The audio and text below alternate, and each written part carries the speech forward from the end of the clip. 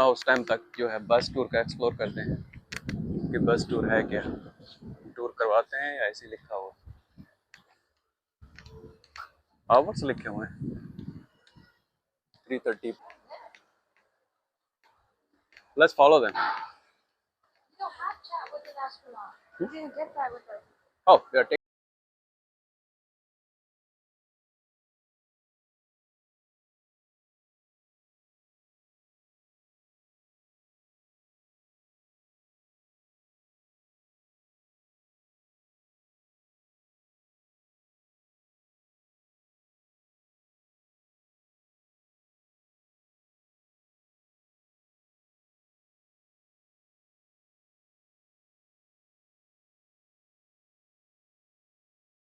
तो हम लोग जो है इस बस में बैठ के जाएंगे स्पेस का, कोई ये स्पेस सेंटर की सैर करवाएंगे, Kennedy space centre shuttle.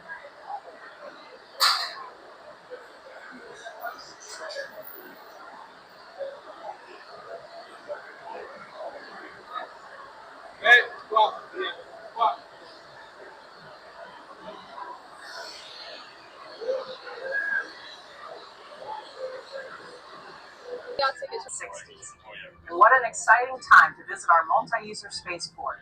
Through our commercial crew program, we are sending astronauts to the International Space Station from American soil for the first time since the Space Shuttle program ended in 2011.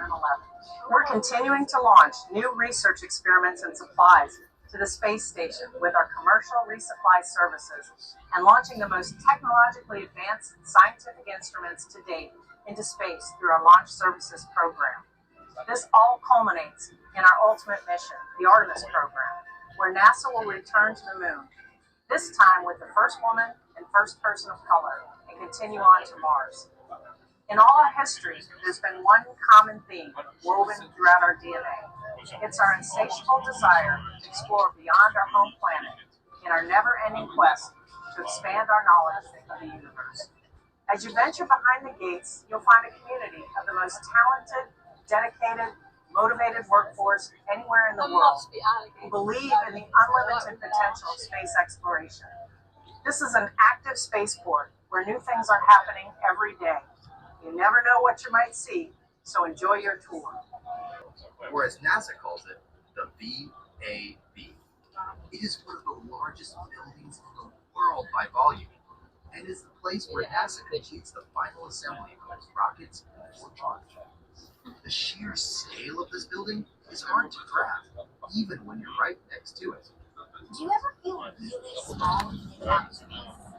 What about when you're sitting next to a skyscraper or a really big bridge? Well, I feel about as small as an inch right now. I'm standing inside the vehicle assembly building trying to grasp how large it really is in here. It has 4 bays. Each bay has 2 large horizontal doors below it and 7 smaller vertically opening doors above it, tall enough to fit the world's largest rocket through. In fact, these are the largest doors in the world. Construction of the VAB required 65,000 cubic yards of concrete, 45,000 steel beams, 1 million steel bolts, amounting to almost 100,000 tons of steel. Notice the flag painted on the outside of the VAB? It's the size of a 21-story building. The blue section alone is the size of an NBA basketball field. Each star is 6 feet across, and each red and white stripe is wide enough for this bus to drive down. And the entire VAB? It's so huge that the Roman Colosseum would fit on the roof with room to spare for a parking lot. By volume, the VAB can fit 3.5 Empire State Buildings, and it would take 250 billion ping pong balls to fill it. It was built in 1960 for the Apollo program. Every Saturn V rocket that sent humans to the moon was assembled right here. Every space shuttle mission also assembled within these same walls. After the space shuttle program, a major renovation inside of this building began to accommodate NASA's next generation of rockets, the Space Launch System, or SLS. Lockheed Martin has developed a capsule called Orion that will sit atop the SLS rocket This capsule is designed to facilitate human exploration of the Moon and eventually Mars. Alright, you guys, so I want to talk about the vehicle assembly building just a little bit more, starting off with those world's largest doors, right? So like Miss Emily said, there's two different kinds of door to it. There's the vertically opening doors and the horizontally opening doors. The horizontal doors, guys, they're basically sliding barn doors. They're a bit more complex than that, but that's the gist of how they work. And then the vertically opening doors, what those do is as they open up, they tuck behind the one above them. And they just keep doing that all the way up. Each section can individually open, and depending on the section, it takes about 5 to 10 minutes. So if they wanted to get this thing all the way open, to let in a mobile launcher or let out a rocket, whatever they needed to do, it would take 45 minutes to get that door all the way open, and then another 45 minutes to close it all the way back down again. I don't know about you guys, but I feel really bad for the person that has to close up at the end of the night. I'm just saying, I hope they get started early. So before I continue on with the VAB, I want to talk about these two cube-shaped buildings up ahead of us here that are now on the left-hand side. They're almost identical, right? They both have blue trim around the top, big blue doors, cream white walls. The one on the right, though, is just a little bit different. It's blue doors, a little smaller. It's off to the right, and it's got some white writing on it. That white writing says home of the X-37B, which is Space Force's and Boeing's top secret project. That is so top secret, they put the name on the door. Yeah. Alright, so back to the VAB. What I want to bring up next, you guys, is that NASA logo, because I feel like it doesn't get enough love.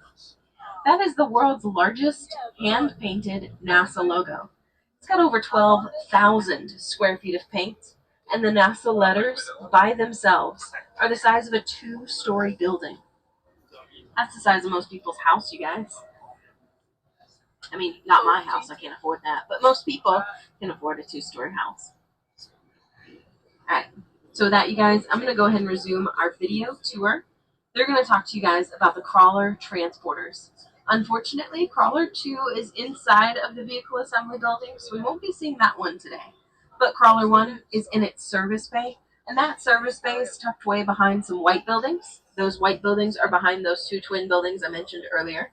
It will be on the right-hand side of the bus, and I will be pointing it out once we're closer to it.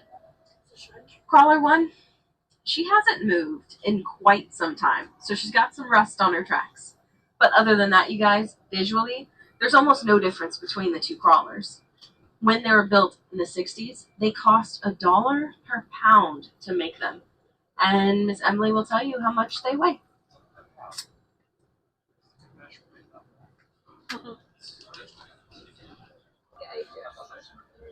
NASA is known for dreaming big, and big dreams require big equipment.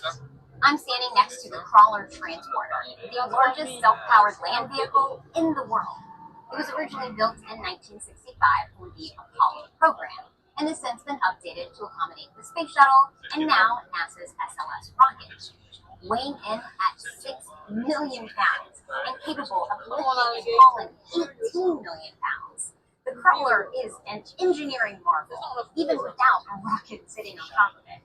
This thing has 2,750 horsepower V16 diesel engines that can carry the Crawler up to a top speed of, wait for it, 1 mile per hour while carrying a rocket. Keep an eye out for the Crawler as we approach this area. And remember, we are visiting a working spaceport, so while the Crawler may not stay in one area for very long, it's bound to be out here somewhere. Now, let me introduce you to my friend John Giles, the Crawler project manager. I'm standing in front of Crawler Transporter number 2 at Kennedy Space Center.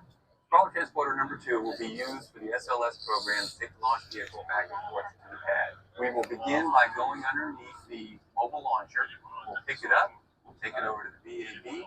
They'll then assemble the launch vehicle on top of the mobile launcher, and then we'll come back to the VAB. We'll slide underneath it again, we'll pick it up, we'll take it out to the pad. The trip of about 4.3 miles. It'll take us about 7 hours to get there. But during our trip to the launch pad, we'll roll over a special prepared crawler. It consists of anywhere from 8 to 12 inches of special rock. Below that is limestone pellets about 4 feet thick and compressed to hold the weight of the crawlers. And then below that is some solid sand that can support all the weight.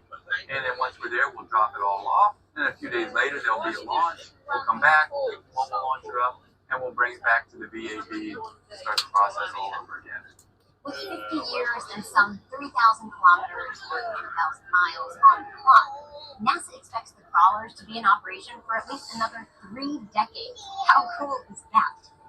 The latest refurbishment is complete, and preparation is well underway for the first SLS mission. The crawler will be doing what it was originally designed to do once again, which is moving rockets.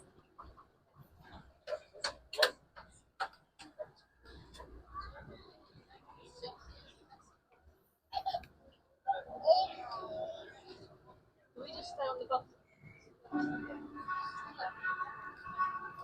That doesn't bother me, I'm really off. Why some say the moon? Why choose this as our goal? And they may well ask, why climb the highest mountain? Why 35 years ago fly the Atlantis? Why does Rice play Texas? We choose to go to the moon. We choose to go to the moon.